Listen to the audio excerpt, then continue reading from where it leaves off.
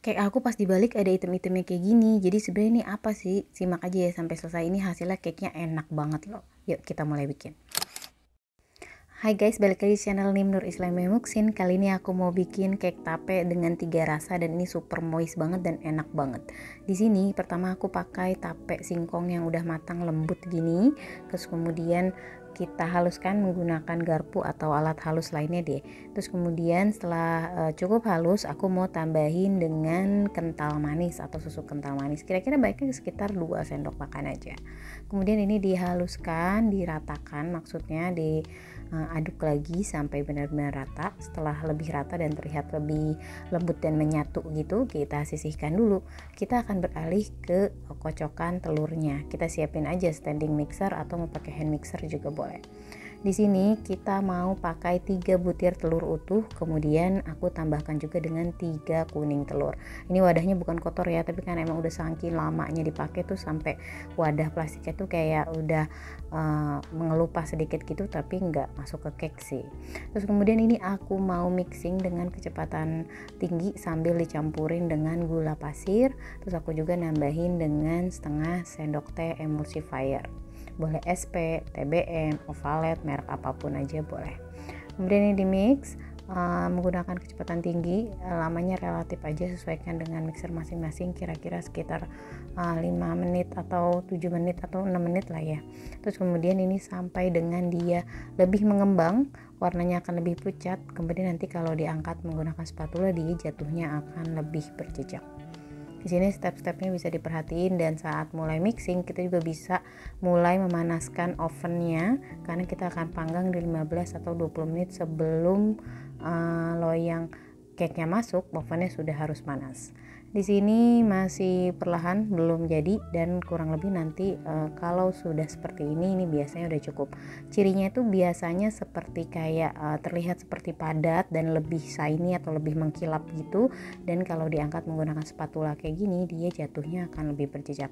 Kurasa ini sudah cukup dan siap untuk kita tambahkan bahan lain, tapi aku mau speednya aku mau kecilin dulu ke yang paling rendah, atau kalau mau berhati-hati boleh aja mixingnya menggunakan spatula aja tanpa mixer.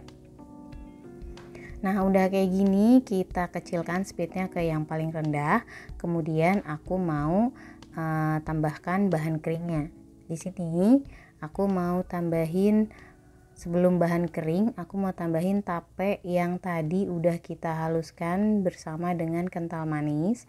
Masukkan perlahan-lahan, ingat speednya cukup di kecepatan yang paling rendah. Kemudian setelah tapenya masuk semua, aku mau tambahin bahan kering, yaitu di sini aku pakai susu bubuk. Lalu kemudian aku juga masukkan tepung maizena. Lalu kemudian aku juga masukkan tepung terigu yang protein rendah, atau biasanya kalau Bogasari itu kunci biru ya, atau mau merek lain juga boleh. Kemudian setelah ini masuk, aku juga mau tambahin margarin dan mentega, perpaduan keduanya yang sudah aku lelehkan dan sudah lebih suhu ruang. Mau pakai full margarin boleh, mau pakai full mentega juga boleh, atau mau di mix keduanya juga boleh, atau mau pakai Blue Band Cake and Cookies atau Palmia Royal itu juga boleh. Di sini stepnya jangan lama-lama please, karena jaga-jaga dia adonannya turun karena over mix. Cukup seperti ini dan boleh kita lanjut mix menggunakan spatula perlahan untuk memastikan aja semuanya tercampur rata, dan ini sebentar banget aja. Setelah selesai, aku mau bagi dua sedikit-sedikit aja di bagian satu mangkok ini mau aku warnain coklat dan satu lagi pandan, dan bagian putihnya boleh dikasih vanila atau enggak juga nggak apa-apa. Di sini pandannya aku pakai pasta pandan yang biasa, tapi kalau mau yang lebih enak lagi boleh deh sesuai selera teman-teman yang biasa pakai merek apa. Di sini adonan coklatnya itu aku tambahin bubuk coklat dan pasta coklat. Nah, letak kesalahannya di sini nih. Jadi aku menggunakan pasta coklat yang udah mulai menggumpal gitu. Harapannya setelah diaduk dia bakal rata dan bisa merata lah ke seluruh adonan. Ternyata enggak. Nanti kita lihat setelah dipanggang dia tetap menggumpal. Kemudian ini pasta pandannya kita aduk juga, biarkan rata. Dilihat aja dikira-kira selera hijau masing-masing deh, mau lebih hijau atau nggak suka hijau-hijau banget, bebas. Untuk resep ini aku rekomendasiin loyang ukuran 20 atau 22 cm loyang tulban. Tapi karena aku suka dengan loyang ini, jadi aku pakai loyang ini.